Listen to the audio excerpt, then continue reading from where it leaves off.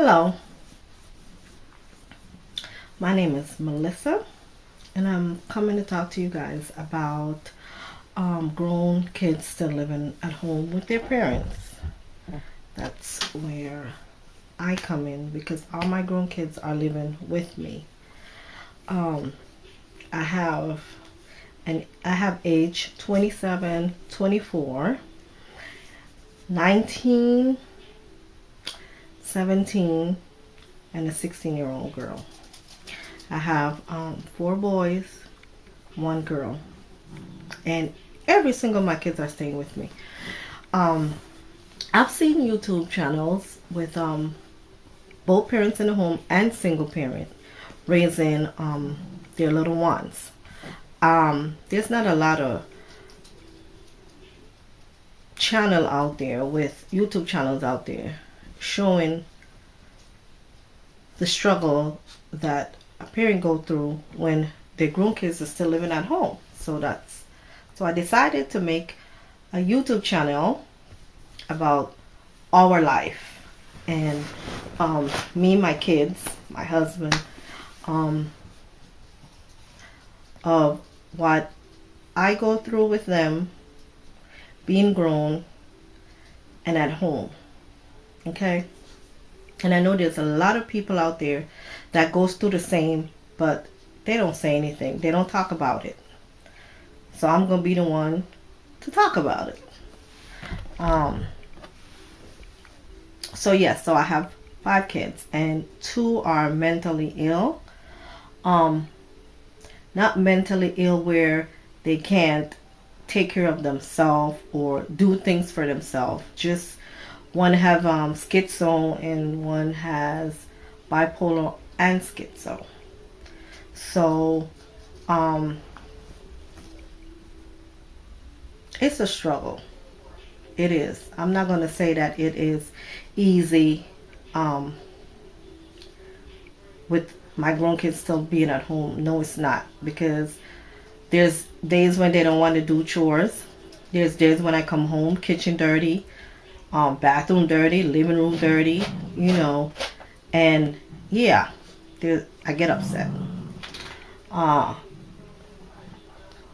the reason why they're all at home is this, because like I said before, two of them has a mentally ill issue, and me as a parent, I want to make sure that they are okay, that they take their pills on time, they go and see their doctor whenever they have a doctor appointment. And the reason why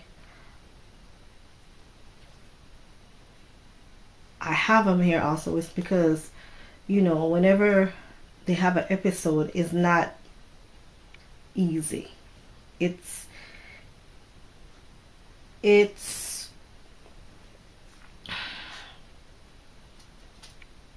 a hard road. It's a hard road. Because I'm the one that has to take off work and I have to be at home with them and be at home with them through the episodes. Because the schizo, when he has an episode, he don't eat, he doesn't sleep, he don't trust no one around him. He trusts me. So, I can give him food and he'll eat it, and I can give him his meds and he'll eat it. I mean, drink his meds, take his meds. But and I understand what he's going through. I really do. I would love to see my kids out there being responsible, living on their own, having their own family to take care of. But until then, I'll be here for them. I'll be here for them. The one with schizo, before he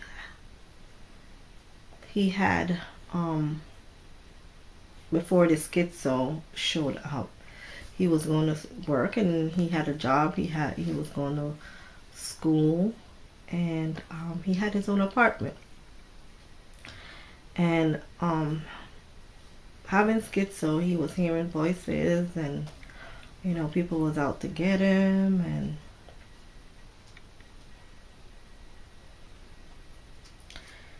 he just couldn't live by himself anymore. So he had to give up his apartment. He had to stop going to school. He had to stop working because he felt like the people at his job was trying to kill him. And so I would rather him be at home so I can keep an eye on him.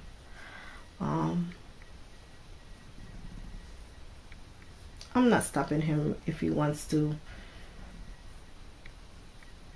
go out and try to do something for himself. I'm not stopping him. I just want to make sure that he's still taking his meds and seeing his doctor. The one with the schizo and bipolar, I think the hardest one that I've been through struggles with is the one with the schizo and the bipolar, because he was the one that didn't want to get help. He felt like nothing was wrong with him. He would talk to himself all day. He won't sleep at all at nighttime. He'll take like hours and hours of showers. And then we get into fights because he think I'm a demon, and I'm not his mom, I'm a demon, and these people that's talking to him is telling him that not to trust me, and so I try to deal with it. I mean, there was nights that I didn't sleep because he started to become a threat to his siblings, and I had to make sure that he was not up trying to go in your room or something like that. So, but there was this one episode that happened where he wanted to go take a shower, and he went and took a shower, and it was so long, and I kept knocking on the door, and it happened so quickly. He opened the door, and I saw him, but I turned real quick like this, and he punched me in the back of my head. So, all his brothers was trying to jump him, and I was like, don't do that, because I know something is wrong with him. I know he's mentally ill. So what I did, I had one of them call the cops, and the cop came and got him and took him to a mental hospital. And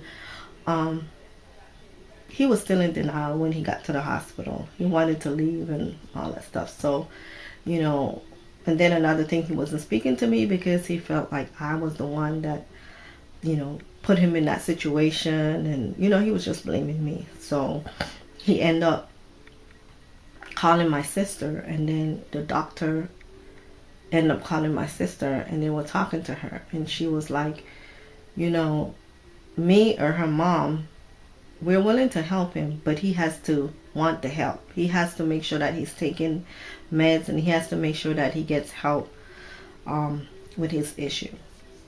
So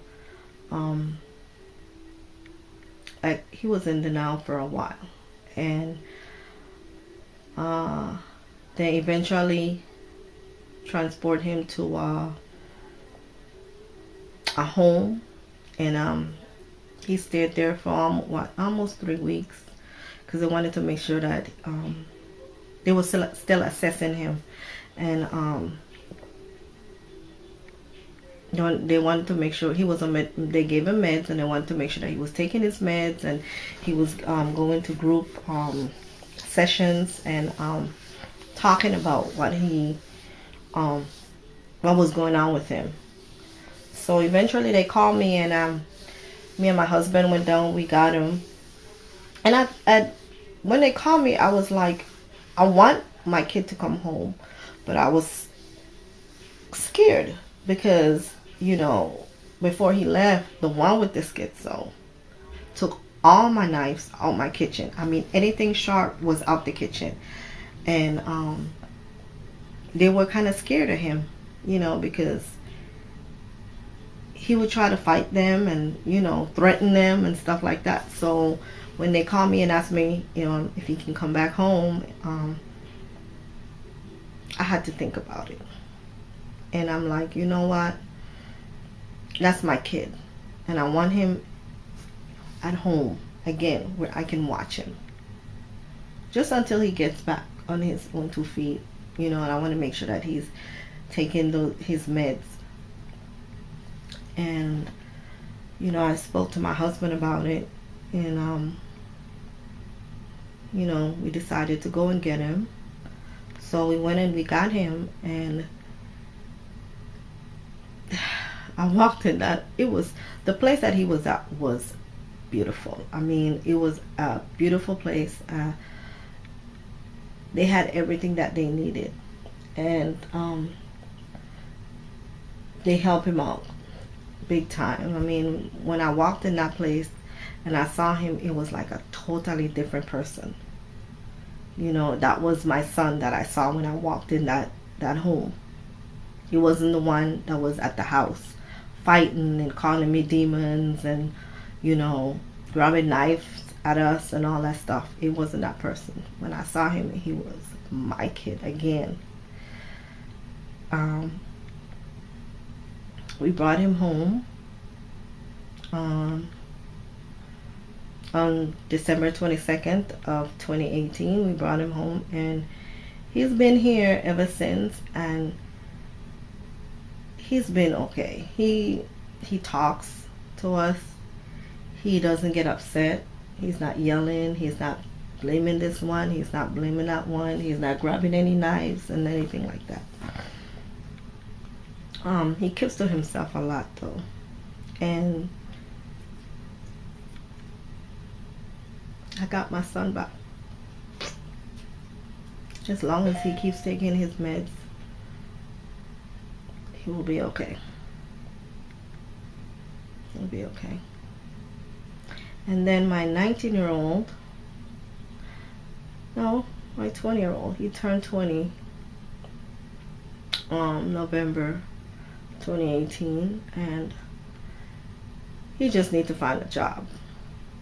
And when he finds a job and get on his feet, he'll move on, get his own place and stuff like that. And then my 17-year-old, with him, it seems like he ain't going nowhere. Oh my God, it seems like he ain't going nowhere. He probably gonna be here till I don't know when, and that's okay with me. That's okay. My daughter, she's 16, going on 30. Very smart kid.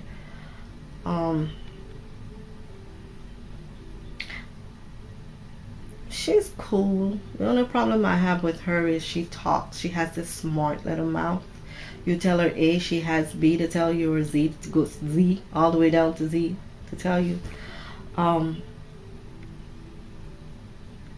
But you know, at the end of the day, I thank God for all my kids. If it wasn't for my kids, I don't know where I would be right now. They changed my life completely. I know I'm going to get a lot of reviews or response about why they're still at home and they need to be out there and they need to get on their own and da da da da da da. I agree with all that, but until I feel like they're stable enough to be out there on their own, they can leave.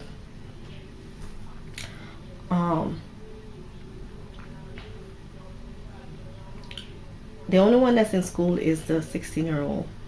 My 24, he graduated. Also, my older son graduated. And the 17-year-old, he's still in school. He's doing home study. The 20-year-old, he also finish school.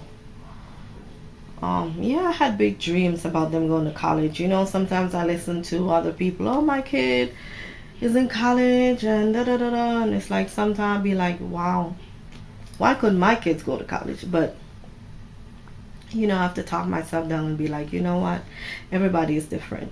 You know, everybody have their own opinion, and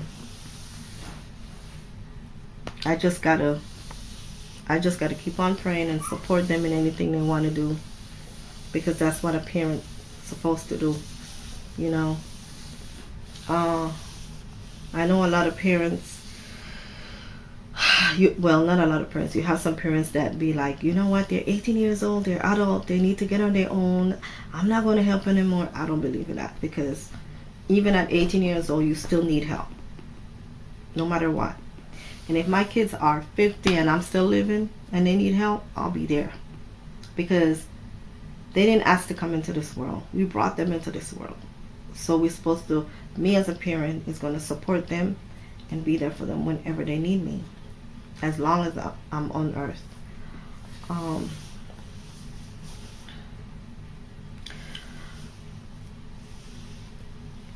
So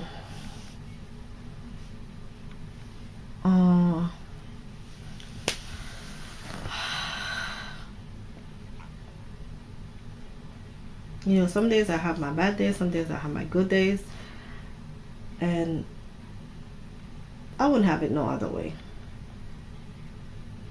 when it comes to my kids being at home. I wish they would clean up more often. You know, they won't hear nothing out of my mouth. And the bad things, I have 4 boys, and they're lazy boys. Oh God, they're so lazy. But if it wasn't, you know, if I didn't have God and I didn't have my husband next to me, I think I will be a totally different person, you know. And then I thought about when I was growing up and I had my own kid, became an adult and had my own kid. My mom and dad was there for me no matter what. They were always there for every single one of us, because I have 5. My mom had 5 kids. So she had 4 girls and 1 boy, and then I have 4 boys and 1 girl.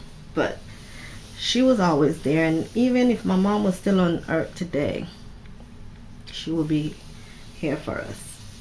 And I know she's watching us in heaven, so she's kind of in my heart, is still there. So that's why, you know, I it's okay if my grown kids are still living at home with me. It's okay. And